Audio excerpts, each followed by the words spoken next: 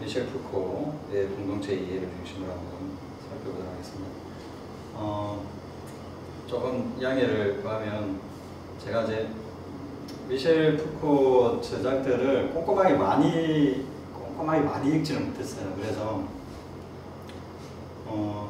자세하게 뭐 두루두루 이렇게 연관지어서 설명을 드리면 좋을 텐데, 이제 이번 그 주제와 맞추어서 연관된 부분 중심으로 이렇게 다루도록 하겠습니다. 그래서 시간적으로 조금 아끼기도 하고요.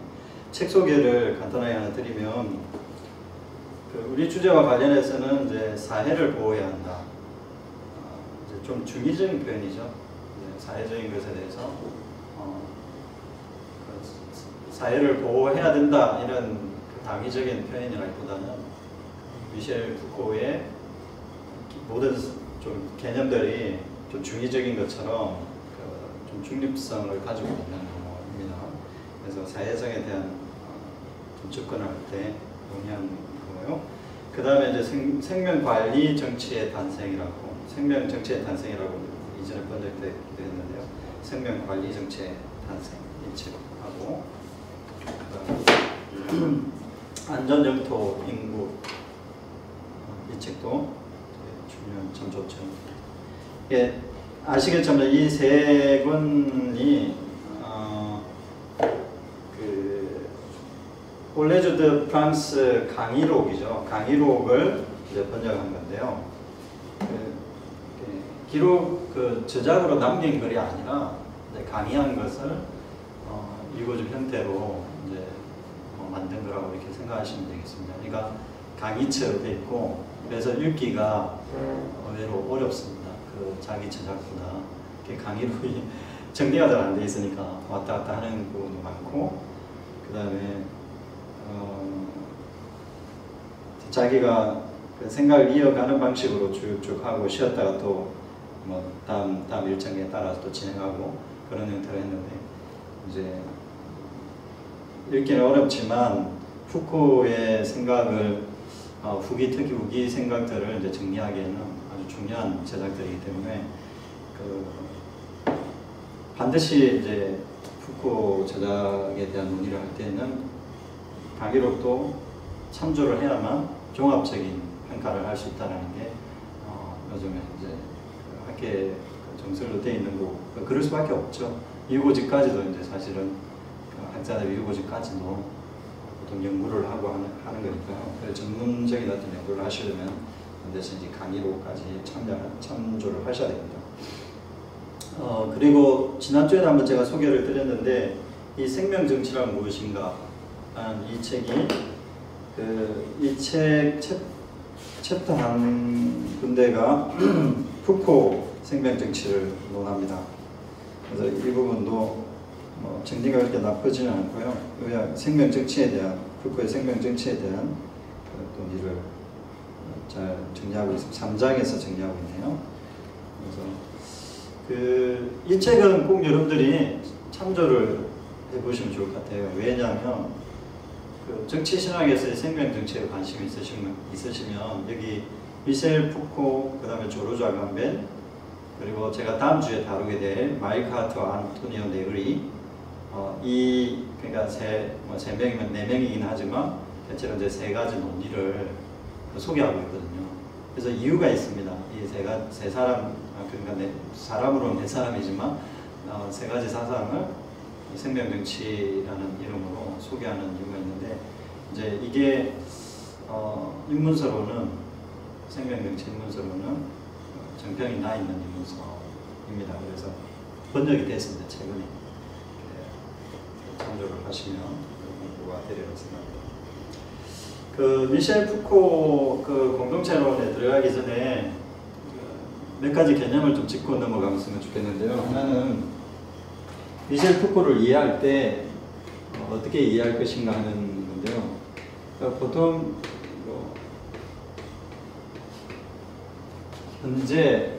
그리고 현재 진단학이라는 말을 보통 합니다. 푸코의 사상과 학문을. 그러니까 푸코의 학문 방식은 뭐라고 해야 되나, 초월적인 학문에 관심이 있는, 초월적인 어떤 철학이라든지 당연히 신학에는 관심이 없겠죠. 그러니까 초월적인 것에 관심이 있는 게 아니라 현재 여기, 여기에서 뭐가 일어나고 있는지, 특히 그것을 어떻게 진단할 것인지 하는 게 상당히 중요하고요. 그게 푸코의 그거죠. 그리고 지도와 달력 없이 자기의 학문을 한다. 이렇게 보통 얘기를 합니다. 그 지도와 달력이 없는 것은 하지 않는다, 다루지 않는다 하는 게 이제 이 사람의 그 계보학적 사상을 좀 보여주는 거죠. 그러니까 역사를 다룬다 이런 말이죠. 다른 게 아니라. 그러니까 현실적인 이야기를 다루는 거고, 현실적인 이야기, 여기 현재 여기에 있는 것을 다루고, 그 다음에 역사, 이게 이제 계보학이고,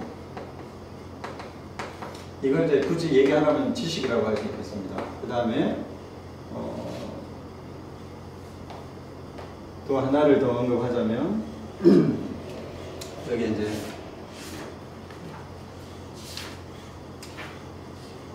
오늘 나는 어떻게 구성됐는가? 자기 이제 구성에 관한 이야기인데요. 내가 지금 어디 있는가 하는 그런 질문을 이제 중심으로 이렇게 진행한다고 볼 수 있습니다. 네, 그러면 구성에 대한 이야기. 그래서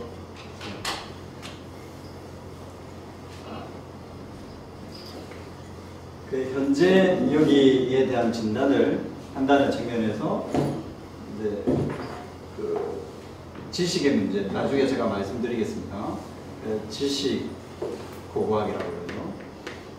지식의 고고학이라고 하고, 그러니까 이 지식의 고고학이라는 것은 옛것을 추적한다는 그런 관심보다는 지금 여기에 이 지식이 어떤 의미가 있는가, 그걸 묻겠다라는 거예요.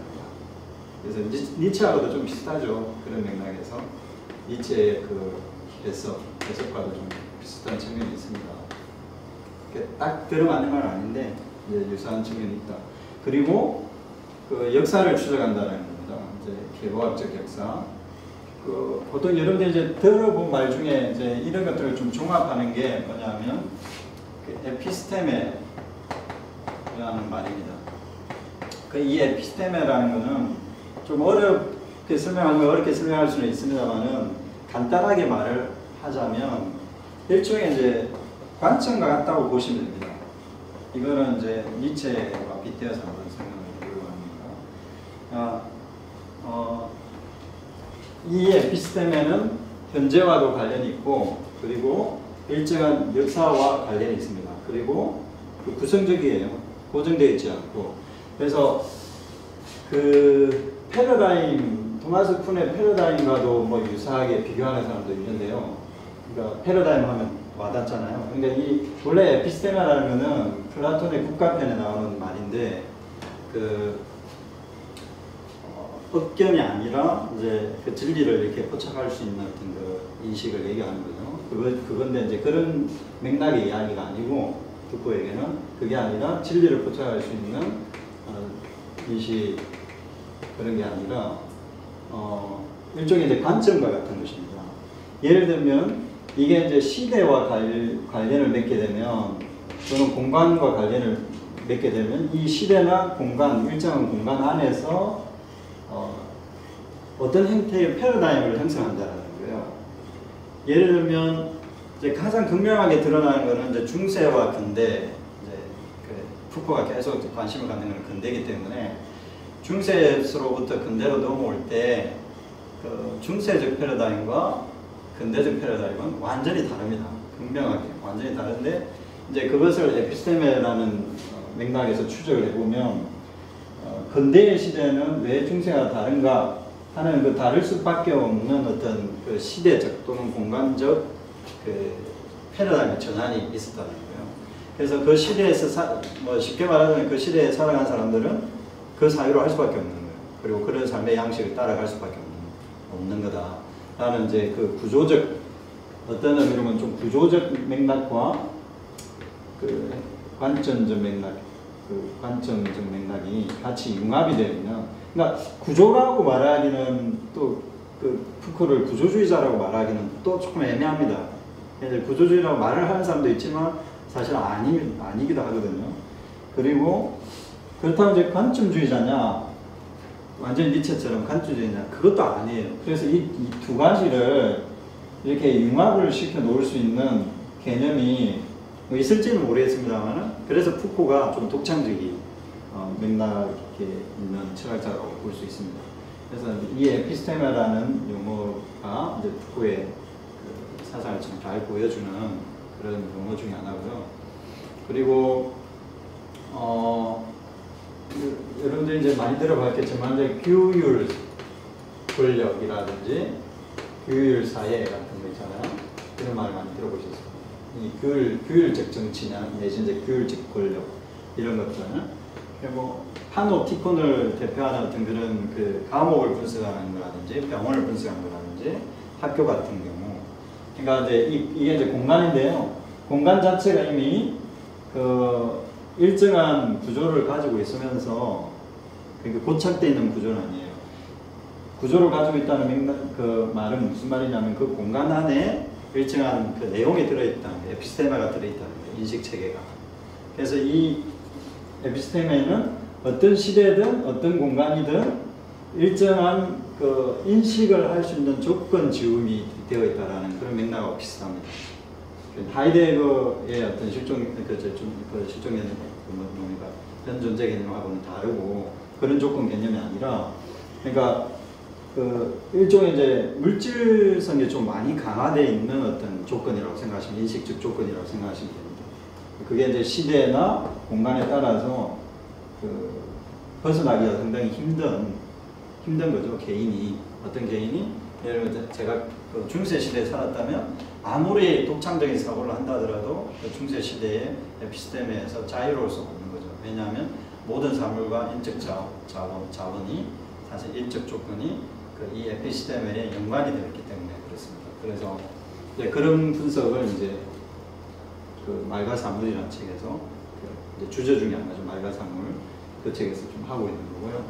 그래서 제 에피스테마가 이제 지식의 조건이라든지, 그리고 그 어떤 사물과 지식의 어떤 그 권력 관계라고 하는데, 역사를 이제 고정되어 있는 어떤 역사 개념에는 그 비판적이에요. 푸코가. 그래서 권력 관계라는 말을 항상 씁니다. 이제 관계망이라고 할 수도 있겠죠. 역사나 뭐 지식이나 또는 지금 내가 어디 있느냐 이런 것들은 다 뭐냐면 관계망에서 이제 있는 거예요. 이렇게 망으로 되어 있는 거죠. 관계적 망으로. 그래서 이 망에서 이제 사실은 자유로울 수 없는 거죠. 중요한 거는 이 망으로부터 나오는 문제보다도 푸코는 훨씬 더 어디에 관심을 가지냐면 어디에 있는지 이걸 진단을 하는 데 관심이 많습니다. 그래서 이 망이 무엇인지부터 설명하고, 그리고 왜 이렇게 망이 구성되어 있는지, 그리고 이 망은 어떤 역사를 통해서 이어져 왔는지 하는 거 있잖아요. 이제 개보하기 보고, 그리고 이제 지식의 체계를 이제 분석을 하고, 그러면 이게 어떻게 구성적으로 되는지, 그런 맥락에서 이제 주체의 문제를 다루고 권력의 문제를 다루고 그렇게 합니다. 그래서 그 푸코를 이제 구조주의자가 아닌가라고 이제 그 혐의를 씌우려고 하는 이유들 중에 하나가 이제 저런 그 망의 개념 같은 것들이, 관계망의 개념 같은 게 좀 오해의 여지가 있긴 합니다만은 구조주의적 측면도 분명히 있죠. 그런데 이제 푸코를 해석할 때 구조주의자라고 해석하면 잘못했을 가능합니다. 왜냐하면 자기 자신이 구조주의자가 아니라고 얘기했거든요. 그리고 그런 맥락이 있겠지만은 자기는 구조주의자가 아니다. 관계의 그 권력 관계의 맥락 또는 놓여져 있음, 삼복, 흩어져 있는 것 있잖아요, 삼복, 그런 어떤 배치 이런 데 관심이 있는 것이다. 그렇게 말을 합니다. 그래서 구조를 얘기하는 것과 배치를 얘기하는 것은 엄연히 다르죠. 배치를 얘기하는 그 철학자 중에 또 다른 한 사람이 있는데요. 들레저 같은 사람이 대표적인 사람인데요. 이게 이 망의 개념과 이제 좀 유사하게 들레저가 들어맞는 게 있습니다. 물론 많이 다릅니다. 들레저하고 푸코는 완전히 다릅니다. 그렇지만 이제 이 배치 개념 같은 경우가 들레즈를 구조주의자라고 할 수 없는 것처럼 푸코도 배치 이 개념 때문에 푸코를 구조주의자라고 할 수 없습니다. 그래서 구조와 이제 배치라는 거는 어떤 맥락 속에서 어디에 위치하냐에 따라서 성격을 달리할 수 있어요. 그러니까 고정되어 있는 게 아니라. 예를 들면 제가 지금 여기에 있으면 제가 강의자죠. 강의자인데 집에 가면 강의자가 아닙니다. 왜냐하면 집에 가면 아버지라는 맥락이 있기 때문에. 그리고 이제 뭐 교회를 가면 목사라는 맥락이 있다든지 그런 형태로 정체성이 고정되어 있지 않죠. 또 구조 같은 게 있는 것 같아 보이는데 이걸 이제 구조라고 말하기 힘들죠. 왜냐하면 내가 거기에 일방적으로 몸을 담고 있는 건 아니니까 그 구조 자체에 다 담고 있는 건 아니니까. 그렇다고 해서 구조가 아니라고도 할 수 없어요. 이런 틀이 없는 건 아니잖아요. 그래 일정 분석 틀이 있어요. 틀이 있다는 측면에서 뭔가가 있긴 한데 중요한 건 뭐라고요? 배치.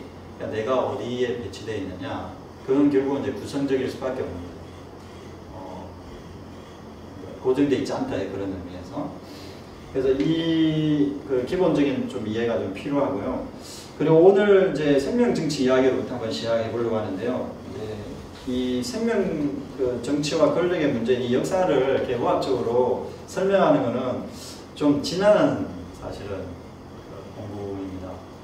처음부터 차근차근 이렇게 가야 되는 거라서 쉽지 않은 공부고 제가 또 능력이 부족해서 잘 하기도 힘들어서 일단은 어디에 좀 제가 좀 초점을 맞추려고 하느냐면 그 생명 정치 자체의 그 성격 있잖아요. 거기에 조금 초점을 맞춰서 말씀을 드려보도록 하겠습니다.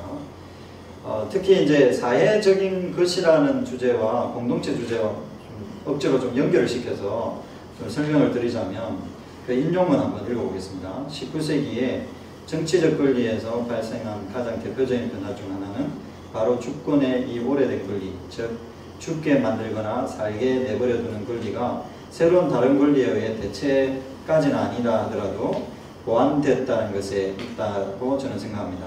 이 새로운 권리는 제초의 권리를 말소하는 것이 아니라 제초의 권리에 침투하며 제초의 권리를 가로지르고 수정해 하나의 권리, 아니 오히려 정반대의 권리가 됐습니다.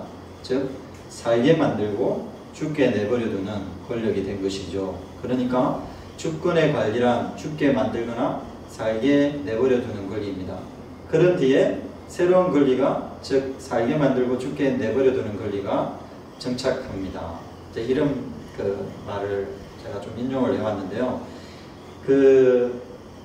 이 말을 설명을 하자면 이런 겁니다. 여러분 중세 근대 이전까지 뭐 심지어는 뭐 근대 그 초까지 권력이라는 것은 생살여탈권이라고 하는 것은 생사여탈권이 아닙니다. 그러니까 그걸 무슨 말이냐면 살고 죽는 거죠. 살고 죽는 것이 살아가는 것과 죽는 것을 내가 선택할 수 있느냐 없느냐 하는 어떤 그런 주제가 아니기 때문입니다. 근대 이전도 그렇고 근대 이후도 그렇고 그래서 생명의 문제, 삶 문제를 한번 생각해 볼 때 이게 사회와 살아가는 삶의 문제는 그 라이프라는 거 있잖아요. 라이프는 생명이기도 하고 삶이기도 하거든요. 그래서 벌거벗은 생명이라고 하기도 하고 벌거벗은 삶이라고 하기도 하거든요. 이제 그런 맥락에서 이 삶의 문제는 공동체적일 수밖에 없습니다. 기본적으로 삶을 개인에게 삶이라고 말을 하는 것은 역사적으로 잘 없었다고 볼 수 있죠. 공동체적인 맥락에서 사실은 삶이 얘기되고 생명이 얘기되어 왔습니다. 대표적으로 생명이 탄생했다. 이거는 사실 관계적이잖아요. 공동체적으로 내가 누군가의 엄마로부터 태어났다. 어떤 그 여자로부터 태어났다라는 어떤 그런 맥락이 이제 그 관계적 맥락이 주어지기 때문에 그 가족 구성원, 가족 사회 이게 이제 전제로 되어 있는 거죠. 근데 이제 그 생명이 군주 정치가 군주제가 이루어질 때는 생명에 대해서 군주가 어떤 권한을 가지게 되죠? 군주가 힘을 가지고 있다고 할 때는 그 생명과 관련해서 어떤 힘을 가지고 있다는 겁니까? 죽일 그 권한을 가지고 있다는 거죠. 죽일 능력을 가지고 있다는 거거든요. 그게 이제 죽일 수 있는 능력, 권력, 그걸 얘기하는 겁니다. 그런데 이제 근대 이후로 넘어서면서 이게 바뀝니다. 에피스테메가 완전히 그 패러다임이 바뀌는데 어떻게 바뀌냐면 살도록 내버려 두는 거예요. 거기 보면 죽게 내버려 두는 권력이 어떻게 된다면 살게 만들고 죽게 내버려 두는 권리로 제가 잘못 말했네. 살게 만들고 살게 해버리고 살게도 하고 죽게도 내버려 두는 그런 권력으로 변환이 되는 겁니다. 정반대 그 이전에 그 권리와 정반대로 바뀌는 거죠. 그런데 이제 왜 이게 중요하냐? 살게 하고 죽게 내버려 둔 권리 이게 왜 정치적인 것 또는 사회적인 것을 이해할 때 중요하냐? 이제 그걸 제가 말씀드리려고 하는 겁니다. 제가 설명을 조금 드려보면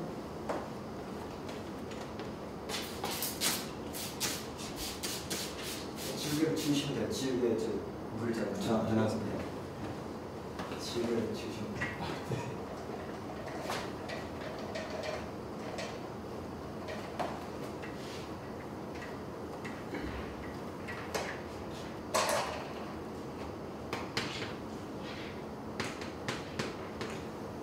죽음을 좌지우지할 수 있는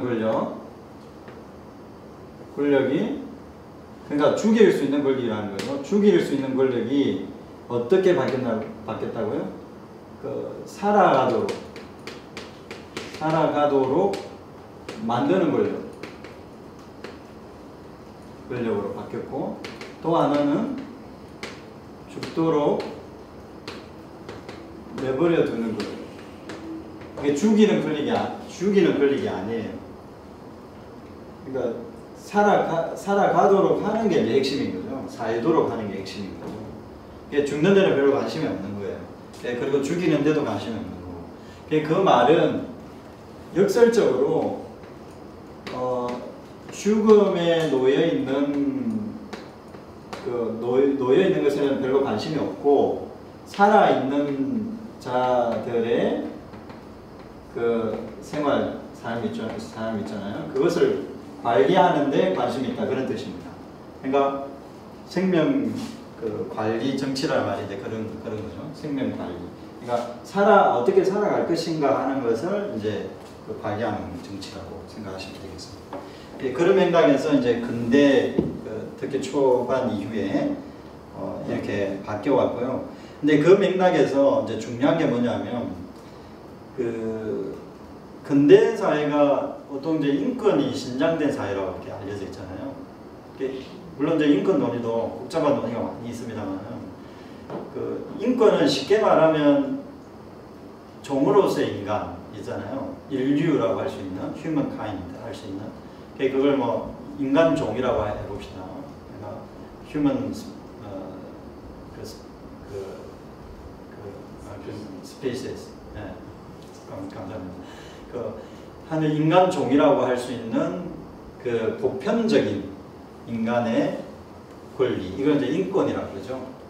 그러니까 그 인권은 어디에서 오는 겁니까? 근대에는 인권은 어디에서 오는 거죠?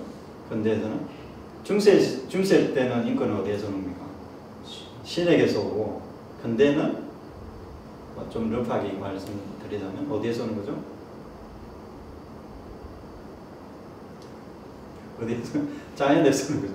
그러니까 그 자연권이라고 하죠. 그래서 이걸 이제 인간종 또는 인간의 그 사회의 인간종이라는 인권과 인간종 이것이 사실은 본질적인 것이다 라는, 본질이라는 건 자연적이라는 말이에요. 네이처 있잖아요. 이게 본질이라고도 번역하기도 하고 자연이라고 번역하기도 하잖아요. 자연적인 것이다 라고 할 때는 이게 본성적이다 이런 뜻이에요. 본성적이다. 그러면 이 인권이 신에게서부터 안 왔다면 어디에서 왔느냐, 어디에서 온 거라기보다는 그냥 본성적으로 이것은 보편적인 성격을 갖는다, 보편성을 갖는다 하는 그런 뜻이에요. 이제 다른 말이 아니라. 그런데 이것을 잘 관찰을 해보면 이런 말이 되기도 합니다. 인간종이라는 것은 원래 정확한 표현은 아니라 하더라도 원래 보편적으로 인간종이라는 것은 권한을 갖는다. 이런 말이 되는 거예요. 인권이란 말이. 그러면 인간 보편적인 그 권한, 그 인간종이 가지고 있는 이 권한을 어디와 이제 연결을 해볼 수 있냐면 그 공동체, 이 표현을 쓰는 것 같습니다. 사회와 연결을 지을 수 있어요. 그러니까 제가 이제 이거는 그 푸코가 이런 부분을 면밀하게 추적해 난다기보다는 제가 조금 유추를 해보는 겁니다. 이까지는 이제 푸코가 얘기하는 거예요. 하는 건데 이제 이 사회적 맥락과 인간종의 맥락이 어떻게 지어질 수 있는가 하는 어떤 그런 점을 제가 말씀드릴 어떤 변화가 일어나는가. 근대에 지금 얘기를 하고 있습니다. 근대 최소한 초반에는 인간의 인권을 보편적, 일반성에 기대어서 해석하려고 했습니다. 해석하려고 했고, 이 일반성이라는 것은 인간종 자체가 이미 사회적인 구성원들로 존재한다는 그런 말이 되겠죠. 그러면 이 인간종은 사실 이제 사회를 전제로 할 수밖에 없어요. 공동체라는 걸, 사회라는 공동체를 전제를 할 수밖에 없기 때문에 이미 인권을 갖는다는 것은 공동체적으로 존재한다는 그런 의미입니다. 근데 이제 이것까지는 여러분들이 익숙하게 잘 알잖아요. 근데 이거에 대해서 이제 푸코가 비판한다기보다는 이제 더 나아간 그 개과학적 분석으로 이제 들어가는 건데, 이게 이제 생명 정치와 만나는 맥락입니다. 생명 정치와 만나게 되면 기본적으로 중세와 근대 초까지는 이게 생산력 탈권 형태로 이제 존재했다는 거예요. 죽일 수 있는 권한으로 존재했기 때문에 죽지 않기 위해서 자기의 생명을 보존하기 위해서 그 권력에게 복종하는 형태를 취했다는 거예요. 내가 죽지 않기 위해서. 그런데 이제 근대 초반 이후부터는 어떤 식으로 바뀌냐면 살기 위해서, 살아가기 위해서 그 예속되는 형태로 바뀐다는 거예요. 권력에게 예속되는 형태로. 이제 그게 이제 핵심인데, 이게 이제 사회가 어떤 식으로 공동체가 어떻게 바뀌는지 그 바뀌는 지점들을 이제 분석하는 게 중요한 건데요. 죽음의 정치냐, 아니면 생명 정치냐 하는 것에 이제 차이죠. 앞에서 우리가 이제 죽음의 정치, 물론 꼭 이런 맥락은 아님에도 불구하고 죽음의 그 부정성의 정치에 대해서 또는 부정성을 전제로 하는 공동체에 대해서 이야기를 좀 했었습니다. 생각나시는지 모르겠지만. 그런데 이제 푸코는 이런 맥락보다는 생명 정치 맥락에서 서 있다라는 것은 그 부정성보다는 긍정성의 맥락에 서 있다는 것을 의미합니다. 긍정성이라는 것은 이게 살아가는 것에 대한 분석, 지금 현재 여기서 물질적으로 존재하는 구성적 존재들에 대해서 어떻게 이 변화해 왔는가라는 것을 이제 살피고 있는 거죠. 거기 한번 읽어보겠습니다. 19세기 거기 둘째 줄에, 인용문 밑에 둘째 줄에 19세기 이전의 근대 권력은 인간 신체를 겨냥한 권력이었지만 이제 인간 존재 자체를 겨냥한다. 푸코는 아예 인간 종을 겨냥한 권력이라고 말한다. 이전의 규율 권력이 인간의 다양체를 다뤘다면 이제 인간을 개별화된 신체로 다루지 않고 생명의 고유한 과정 전체로 다루는 대중화가 두드러진다. 신체에 대한 개별화된 파악을 대중화된 조건으로 변이시켜 놓은 것이다. 이제는 탄생과 사망의 비율, 출산율, 인구의 번식력 등의 전체 문제가 다뤄진다. 이제 그 다음에 제가 적어놓은 게 좀 중요한데요. 역설적이게도 국가 공동체의 생명 관리는 개별화를 질식시키는 방향으로 전개되고 국가의 예속된 생명체로서 일반화되는 과정을 밟게 됩니다. 이제 죽음의 문제는 사실 한 개인에게 달려 있죠. 근데 살아가는 문제는 한 개인에게 달려 있는 게 아니라 대중적으로, 그러니까 일종의 이제 공동체적인 거죠. 공동체적인 어떤 조건으로 완전히 변화가 되어버립니다. 그러니까 살아간다는 것은 그 과정 전체가 중요해요. 살아가는 것 자체가. 죽음은 뭐예요? 그 순간이 중요하죠. 그러니까 내가 죽느냐 사느냐, 이거는 이제 죽음을 전제로 하는 거죠. 죽느냐 사느냐. 그런데 사는 거는 그 과정이 중요하잖아요. 어떻게 살 것인가, 뭘 하면서 살 것인가, 어떤 단계로 발전해 갈 것인가 하는 어떤 그런 문제. 그러면 어떻게 보면 죽음을 쥐고 있는 것보다는 살아가는 문제를 쥐고 있는 것이 훨씬 더 강력한 권력이라고 할 수 있지 않겠습니까? 그러니까 생명 정치 권력이라는 게, 그러니까 인간의 모든 부분을 사실은 틀어쥐고 있는 것이나 마찬가지죠. 물론 그걸 이제 이런 오해해서는 안 됩니다. 그 푸코를 생명 정치 개념을 억압적인 개념으로 생각하면 안 됩니다. 그러니까 푸코를 해석할 때 우리가 좀 조심해야 되는 부분인데, 푸코는 단지 그걸 진단하는 게 중요해요. 나중에 이제 물론 그거에 대해 저항하는 이야기도 가능하다고 제가 말씀을 드리긴 하겠습니다만은, 일단은 진단하고 분석하는 게 중요합니다. 푸코에는. 그래서 이제 분석하는 데 초점을 한번 더 그러니까 계속 맞춰볼 테니까요. 그게 좀 따라와 주시면 되겠습니다. 다시 말씀드리면, 근대 초까지, 특히 이제 근대 국가가 형성될 때까지만 해도 사실은 개인과 국가 신체라는 이 개념이 상당히 중요했습니다. 실제로. 그거는 이제 중세도 말할 것도 없어요. 중세는 그 삼국 권력이라고 해서 제가 한번 말씀드렸죠. 푸코가 그런 말을 합니다. 아직까지 그 카톨릭에는 그게 잔재가 남아있죠. 중세에서 잔재가 남아있는데, 그게 뭐냐면 삼국 권력 같은 건데, 삼국 권력은 위해주면서 그 개별적인 개인들을 위해주면서 어떻게 하는 거예요? 결국은 저기 공동체를 강조하는 그런 방식이잖아요. 이제 그 자기 권력을 강하게 압박하는 그런 형태잖아요.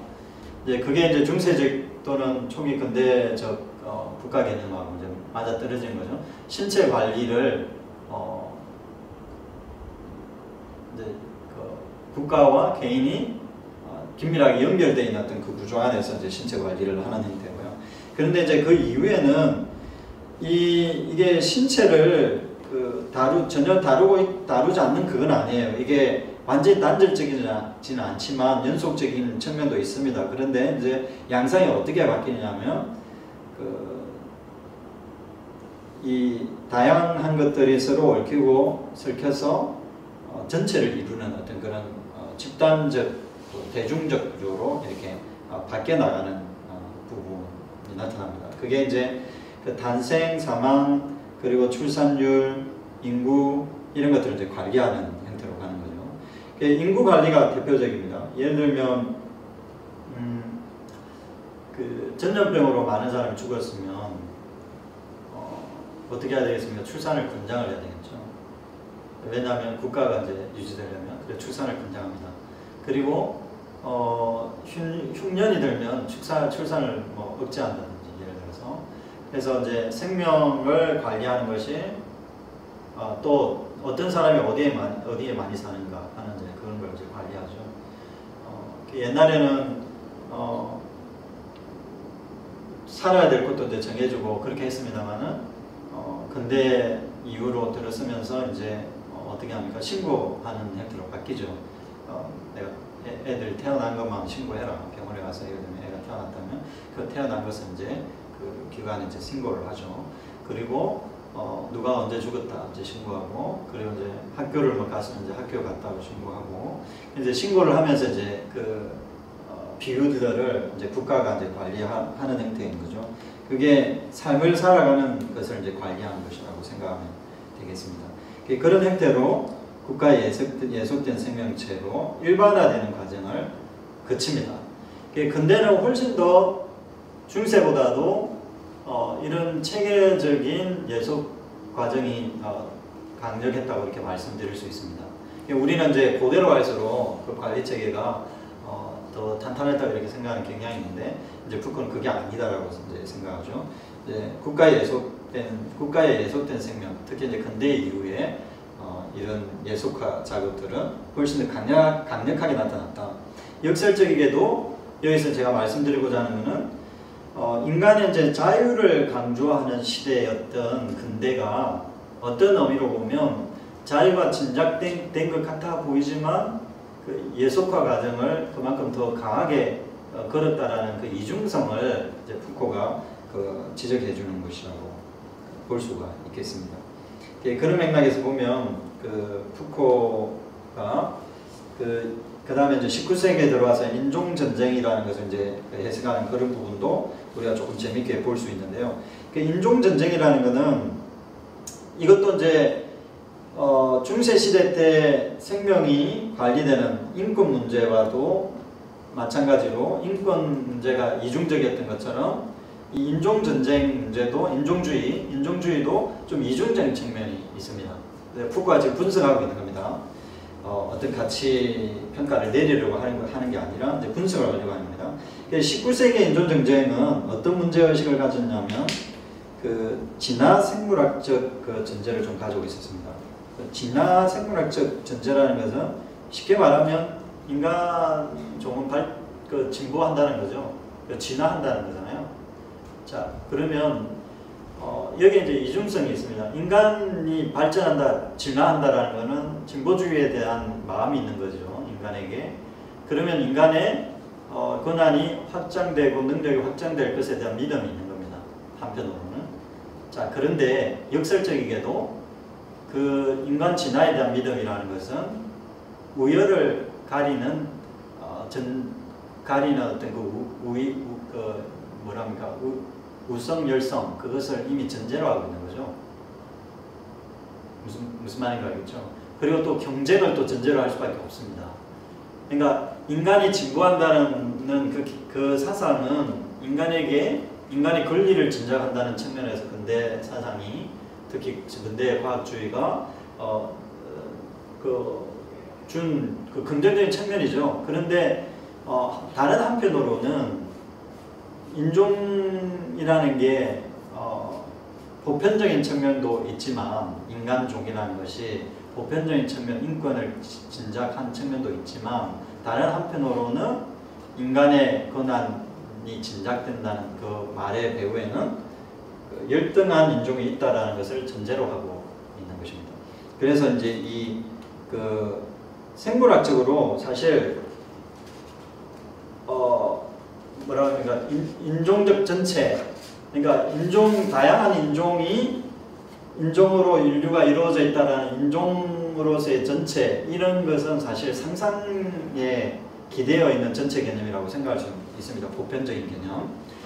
말하자면 아까 이제 인권을 얘기할 때도 인권이 보편적이기도 하지만 사실 특수한 측면들에서 보장받아야 제대로 된 인권이 될 수 있는 것처럼 인종주의도 마찬가지입니다. 인종주의가 모든 인류는 각각 다른 인종을 가지고 있지만 인종과 관계없이 모든 인종은 하나다. 이렇게 얘기하는 것이 이중적인 게 있다는 거예요.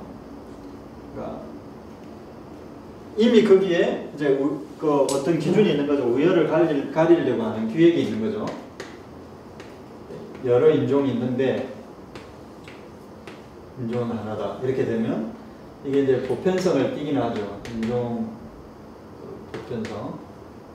그러니까 모든 인종은 평등하다라는 평등성을 가지고 있긴 한데, 그런데 이제 이 인종을 논할 때 여기에는 진화 생물학적인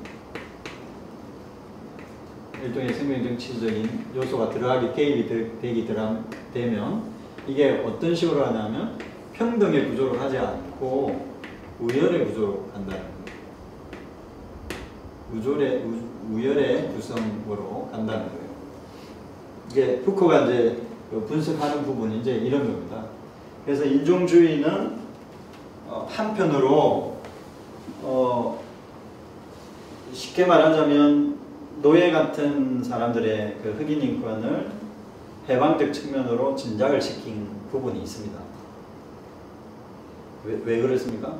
흑인의 인권이 또는 흑인종이 쉽게 말해서 흑인종이 백인종에 의해서 침탈을 받고 있었다라는 분석을 했기 때문에 해방을 할 수 있지 않겠습니까? 그죠? 그런 분석이 없었다면, 인종적 분석이 없었다면 그 해방의 담론으로 가지 못했을 겁니다. 그런데 그거는 또 역설적으로 해방적 담론이 역설적으로 뭘 전제로 한다고요? 인종의 우열을 전제로 하고 있다는 거예요. 결국은 흑인을 해방을 시킴으로써 어떻게 하겠다는 거예요? 백인과 같은 평등한 존재로 만들겠다라는 그 진보적 사관이, 진보적 인간관이 들어있는 거죠. 그런 맥락은 결국 그 19세기가 국가와 인종의 어떤 그 순수성을 같이 병행을 시키면서 일종의 이제 토착적 공동체주의가, 이거는 제 말입니다. 토착적 공동체주의가 보편성을 띠는 측면하고 맞물려 들어가는 복잡한 구조를 보여준다고 저는 생각합니다. 이제 이게 여러분 이해가 될지 모르겠습니다만 제가 충분히 설명을 못 드리는 것 같아서 다시 인권의 이중성, 아까 제가 한번 말씀드렸고 인권의 이중성, 그러니까 인간 종기라는 것은 인류라는 것은 보편적 인권성을 가진다라는 그런 측면 제가 말씀드렸고, 그 다음에 방금 말씀드린 거는 인종주의 말씀드렸습니다. 그러니까 인종주의도 이중적이라는 거예요. 인권도 이중적이고, 인종주의는 그 인종 해방을 시킨다는 측면에서 그런 측면이 있고, 또 우열을 가린다는, 우열을 전제로 한다는 그런 측면이 있다고 했습니다. 자, 그런데 이게 그 국가 문제, 공동체 문제와 연결이 지어지면, 특히 이제 인종 문제가 국가 문제와 연결이 되면, 공동체와 연결이 되면 어떤 현상이 나타나냐면 토착적인 공동체주의가 되는 거예요. 이게 제가 이제 좀 이거는 이제 푸코가 하는 말은 아닙니다. 제가 좀 관찰을 해보니까 그런 측면이 있는 것 같아요. 이거는 제가 온 건데요.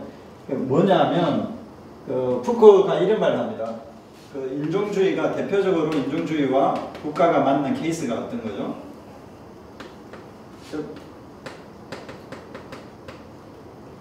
내셔널리즘이죠. 민족주의가 되는 건데 이 국가사회주의 같은 게 대표적인 케이스잖아요. 그러니까 이게 나치즘 같은 거, 나치즘. 그리고 푸코가 하나 더 얘기하는데 소련의 스탈린주의.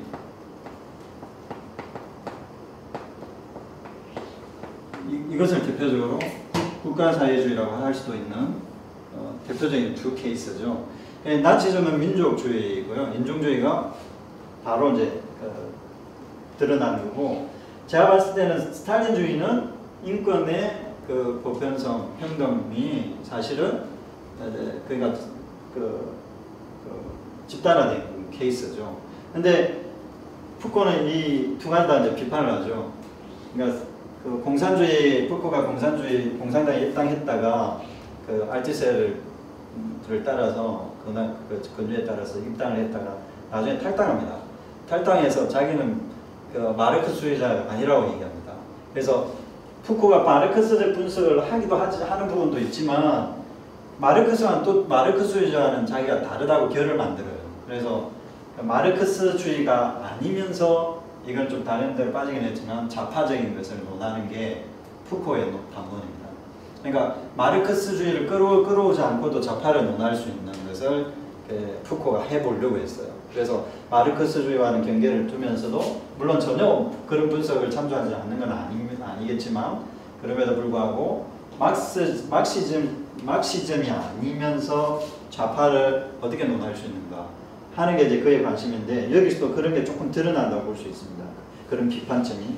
왜 푸코가 이 이중성을 지금 천착하고 공동체에 대한, 특히 이제 공동체에 대한 논의에서 우리가 참조할 수 있는 부분이 이제 이런 건데요. 왜 이중성에 이제 천착하느냐.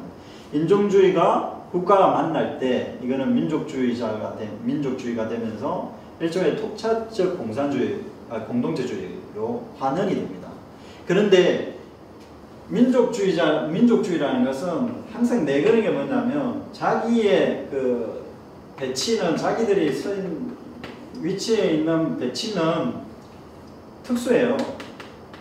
민족이라는 건 특수하잖아요. 민족, 그리고 공동체, 인종 전쟁 같은 것도 나치가 예를 들어서 유대인 예를 들어서 유대인을 말살하려고 했다, 인종 청소를 하려고 했다 할 때에는 자기들 인종이 더 우월하다라는 그런 인식에서, 특수한 인식에서 시작한 거예요. 특수한 것의 경쟁이에요. 그러니까 토착적 공동체주의의 입장에 있었던 거죠. 민족주의는 기본적으로. 그런데 그들이 내걸었던 구호는 보편적인 거예요. 그러니까 뭐냐면 새로운 이상사회를 가져오는 거 있죠. 이상사회라는 새로운 그야말로 공동체를 가져오려고 하는 거거든요. 그러면 이제 인종의 문제든 그리고 인권의 문제든 보편적인 것, 그 특수한 것을 얘기하면서 보편성을 띠게 하는 그 대중화 과정, 그 대중화 과정이야말로 그 정치적인 것이고, 그게 사회적인 문제, 사회적인 것의 핵심에 있다라는 것이 아마 푸코가 좀 주목해 보려고 하는 지점이 아닐까, 이제 공동체와 관련해서 저는 그렇게 생각하는 편입니다. 한번 읽어볼게요. 푸코에게 이쪽에 위에 따라하게 푸코에게 인종주의의 일환이 하면서는 보편과 특수 사이의 교묘한 교우 관계를 확인하게 한다. 해방을 위한 특수는 결정적으로 국가 주권 권력에 의해 보편성을 갖는 단계로 발전하고, 결국 그것은 다시 완전성, 우월성, 순수성, 말하자면 이제 정상성이라고 할 수 있는데요. 푸코용으로 강조하는 다른 담론으로 대체되면서 해방적 인종 투쟁의 성격을 잃어버리고 맙니다. 그래서 푸코가 말하고 싶어하는 것은 바로 인종주의는 그것 자체로 혁명적 담론이지만 국가의 순수성과 만나면서 인종 보호의 수단으로 사용하고 말았다는 것입니다. 개별 국가 공동체 해방 담론은 자칫 국가 인종주의에 기착될 가능성이 높은 이유가 여기에 있다고 하겠습니다. 나치즘이나 소련 사회주의 모두 해방을 당부를 했지만 그것의 최종적인 기계는 인종우월주의적 차별과 정상성에 의해 평등주의 배타적 근저를 드러내고 말았다고 할 수 있습니다. 자, 말하자면 그 인종의 해방, 인종의 진정한 해방으로 국가 인종주의를 사실은 내걸었을 때에는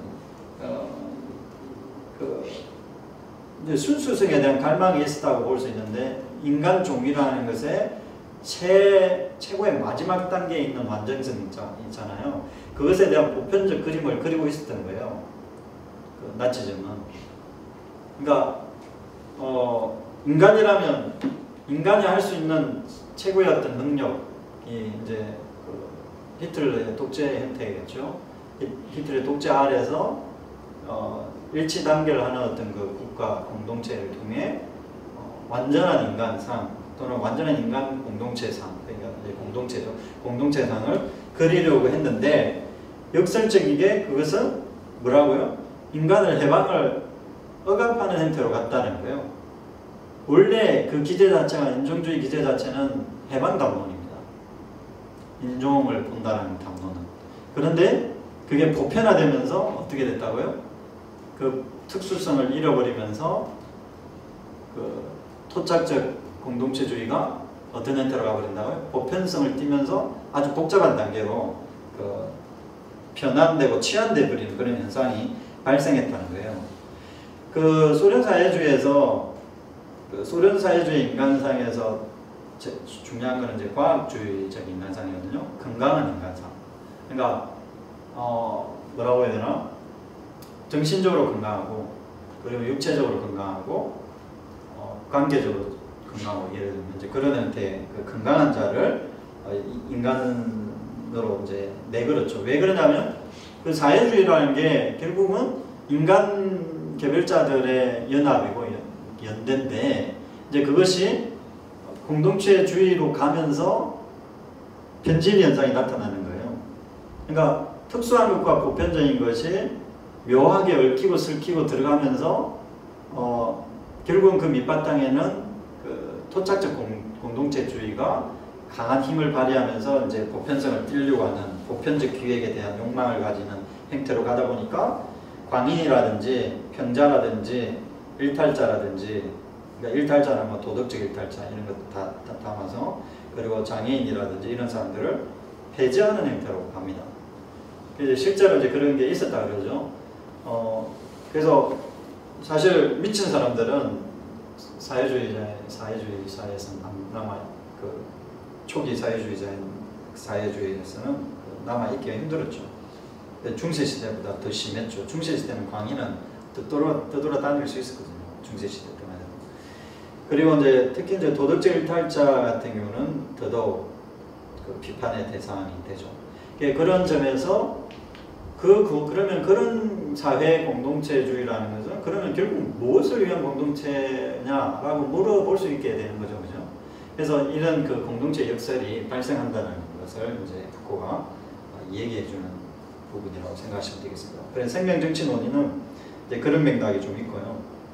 그 다른 맥락들도 많이 있습니다만 공동체 관련해서 그런 맥락이 있다 말씀드립니다. 핵심은 토착적 공동체주의를 보편화시켰을 때, 보편화시키려고 하는 욕망이 있을 때, 그것은 생명 권력으로 나타난다. 근데 생명 권력은 결국은 배제하는 형태로 발생할 수도 있다라는 위험성, 그것을 이제 구간하는 걸 보시면 되겠습니다. 그리고 이제 통치성 개념과 자유주의 이야기를 좀 넘어가 보도록 하겠습니다. 이것도 사실은 좀 복잡한 논의 중에 하나인데요. 뭐냐면 그 사회는 기본적으로 본질적인 것인가, 이런 물음과 관련이 있습니다. 거기 보면 7번, 일용문 7번이라고 되어 있는 부분, 자유주의 도입한 것은 통치 실천의 토대와 경계를 구성하는 사회의 자연이라는 관념. 이것이 그 자유주의의 이제 핵심인데, 그 자유주의는 한마디로 얘기해서 그 통치의 실천적 토대와 또 그 경계를 구성하는 사회라는 그 본성, 그것을 상정을 합니다. 이미 관념적으로 존재한다고. 그게 이제 자유주의가 가지고 있는 그 핵심 사항인데요. 이게 이제 정치 경제학과 만나게 되면 어떤 맥락으로 가게 되느냐면 그 통치 문제, 경제적 통치 문제와 이제 연결이 지어지는데요. 여러분 잘 아는 대로 이제 자유방임주의 같은 게 자유주의의 핵심이잖아요. 시장 경제 같은 거. 경제 부분과 자유주의가 만나게 되면 자유방임주의라고 알려져 있는 고전적 자유주의 있잖아요. 고전적 자유주의 개념 그것과 이제 만나는데, 이게 이제 뭘 의미하느냐는 것에 그 푸코가 상당히 많은 관심을 가지고 있었습니다. 그가 그 인구 안전 영토 인구 여기서 그 자유주의로 넘어오면서 그 국가가 어떤 형태로 보면 이게 자유방임 형태로 이제 내버려 둔 것 같아 보이지만, 사실 그것이 안전장치 형태로 사실은 방임하는 것이다 라는 어떤 그런 관점을 이제 푸코가 그런 해석을 내어놓습니다. 그걸 이제 안전 메커니즘이라고 하는데요. 이제 거기 8번 이후에 한번 읽어볼게요. 자유주의는 자유방임하면서도 안전 메커니즘을 대응물과 전제 조건으로 갖습니다. 여기서 안전 메커니즘은 기본적으로 영토와 인구의 문제와 관련이 있습니다. 쉽게 말하자면 국가는 영토와 인구 조절이라는 안전 메커니즘을 작동함으로써 공동체 조절을 추구한다고 할 수 있습니다. 이 안전 테크놀로지는 더 이상 훈육적 체계가 아니라 규범이 아니라 오히려 경험적 규범이며 다양한 분화와 변이를 허용하는 그런 형태의 테크놀로지입니다. 대신 통계적인 그 사건 분포를 적시함으로써 최적의 중간 지점을 설정하는 어떤 그런 테크놀로지인데요. 무슨 말이냐면요, 그 공동체를 작동하는 메커니즘을 어디에 두냐면 안전에 둔다는 거예요. 그러니까 그 이전에는 그 일일이 규율적으로 모든 것을 관리를 했다 그러면, 특히 이제 규범을 세워놓고 이 규범을 지키면, 법 체계가 대표적이죠. 법을 지키면 적절한 거고 법을 지키지 않으면 그 압박의 대상이 돼, 규율의 대상이 되는 거죠. 그러니까 뭡니까 처벌의 대상이 되는 거죠. 그런 형태로 규율적인 어떤 사회를 운영을 했다면, 규율적 공동체를 운영했다면, 그 정치 경제학적인 어떤 그런 통치 기술은 어떤 형태로 나타나는 거예요? 자유주의와 만나면서 안전장치만 두는 형태로 나타났다는 거예요. 그 외에는 이제 자유롭게 뒀다는 그런 얘기죠. 그렇기 때문에 이제 그 규범도 고정적이지 않고 다양하게 분화하고 편의될 가능성이 없습니다. 그런 점에서 상당히 유연한 공동체가 된 것처럼 보이죠.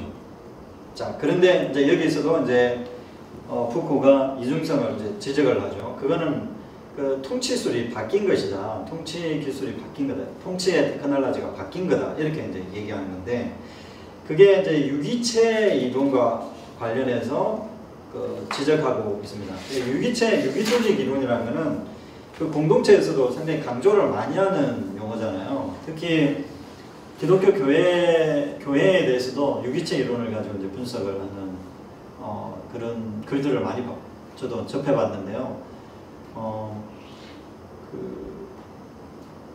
그게 이제 몸 신체 관련 몸의 그 지난주에 제가 함께 여러분과 나눴던 그 은사 공동체, 카리스마 공동체도 유기적 공동체의 특성을 그대로 가지고 있다고 볼 수 있죠.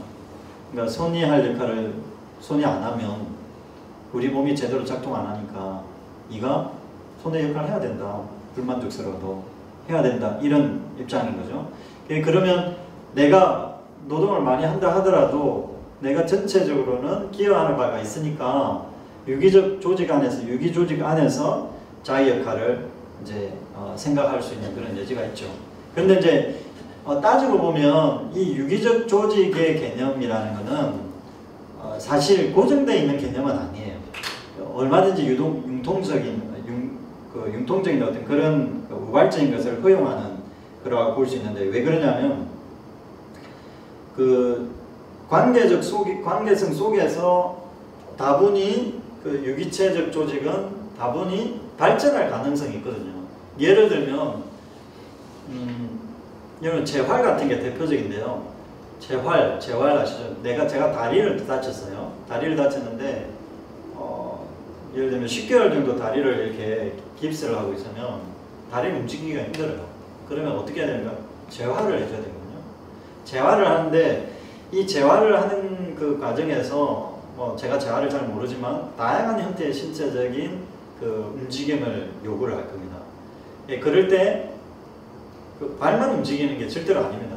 발만 움직이는 게 아니라 발과의 연관성 속에서 유기적 조직체 전체의 구성의 그 배치와 조직 안에서 이 발이 힘을 어떻게 받느냐 이런 걸 다 감안하고 그 재활을 하게 돼 있거든요. 그러니까 무조건 다리를 튼튼하게 한다 해서 다리 운동을 하는 게 아니라는 거예요. 그런 점에서 재활 같은 게 이제 잘 보여주는 대표적인 게 이제 그런 거죠. 퇴행에 있을 때 그 발전하는 어떤 그 과정은 사실 고정되어 있는 그 프로그램이나 루트가 없다라는 거예요. 유기 조직이라는 것은 그 환경이나 그 조건에 따라서 다양하게 발전할 가능성이 열려 있다라는 측면에서 유기 조직을 얘기를 하는 겁니다. 원래 무슨 말인지 알겠죠? 이제 그런 점에서 그 생명하고도 이제 통하는 그 지점이 있는 거죠. 그런데 이제 이게 이 유기 조직이라는 것이 이중성을 갖는 측면을 제가 좀 설명을 드리면 좀 어려운 부분, 좀 여러분들이 제가 다른 텍스트를 충분히 읽고 설명을 해야 여러분들 설명이 좀 와닿을 수 있을 텐데 갑자기 이제 도약을 해서 그렇긴 합니다만은 유기체라기보다는 이제 유기 조직이라고 하는 게 오가니제이션이라고 하는 게 조금 맞을 것 같습니다. 근데 이 유기 조직이 이런 발상이에요. 그 푸코가 제가 보기에는 이 유기 조직이라는 것은 기본적으로 고정되어 있지 않다 하는 겁니다. 고정되어 있지 않지만 일정한 그 방향으로 가게 되잖아요. 왜냐하면 조직이니까 그 유기체니까 유기체적인 어떤 그런 특성을 가지고 있으니까 융통성은 있는데 일정 방향으로 사실은 가게 돼 있죠. 완전히 벗어날 수 없죠. 유체 이탈을 할 수가 없어요. 예, 팔이 떨어져 나가버린다든지 그렇게 할 수는 없어요. 그러나 다양한 맥락과 만나면서 그러니까 발전적인 측면, 우발성이라고 했죠. 우발성적인 측면들도 다 수용을 합니다. 예, 수용을 하는데 이제 푸코가 얘기하려고 하는 여기서 그치는 게 아니라 이거는 우리가 다 아는 얘기잖아요. 예, 거기에 이제 이면적인 게 있다는 거죠. 이중성이 있다는 거예요. 뭐냐면 유기체가 가지고 있는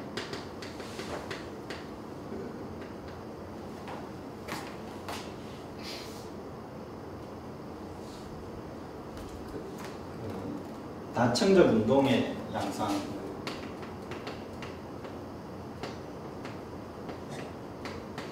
공동체를 이해할 때 이제 중요한 지점이라고 생각하는데요. 그 예시를 들면 여러분들 조금 더 이해가 될 것 같아서 예시를 안 들어보겠습니다. 생태 운동, 그리고 성소수자 운동. 그 다음에 제가 하나 뭐라고 적어놨습니다.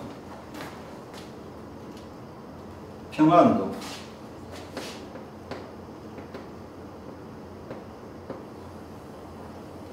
자, 이게 이제 왜 이제 유기조직과 관련이 있느냐면, 예를 들면 생태운동이라는 것은 뭐와 어떤 유기조직과 관련이 있어요?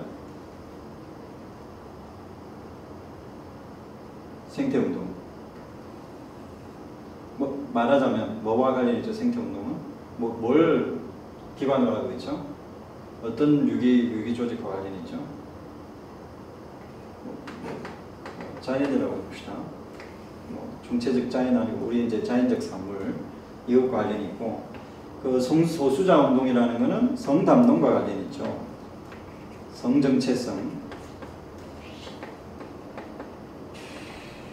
그리고 평화운동이라는 것은 이것도 이제 그 단일성과 관련이 있습니다. 그러니까 하나라는 개념과 관련이 있습니다.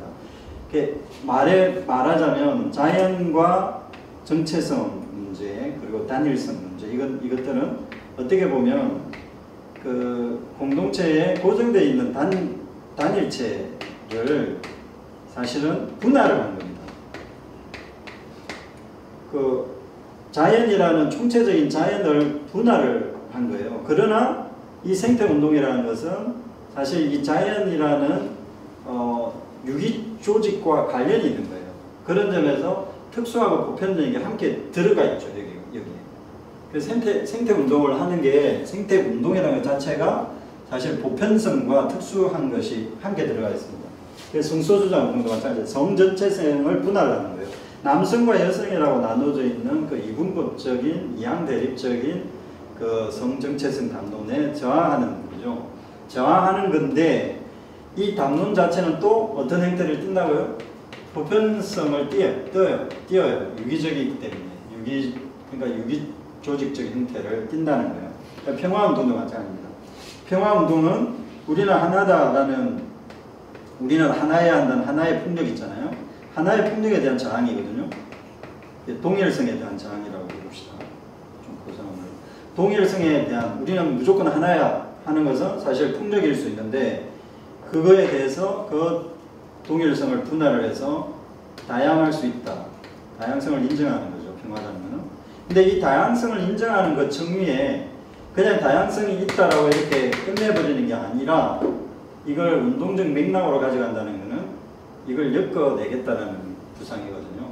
그런 맥락에서 공동체적인 맥락이 있는 거예요. 생태운동 공동체, 생태공동체, 운동공동체, 성소수자 공동체, 평화운동 공동체라고 얘기할 수 있는, 그러니까 운동을 한다고 할 때는 이제 그런 맥락이 있는 거죠.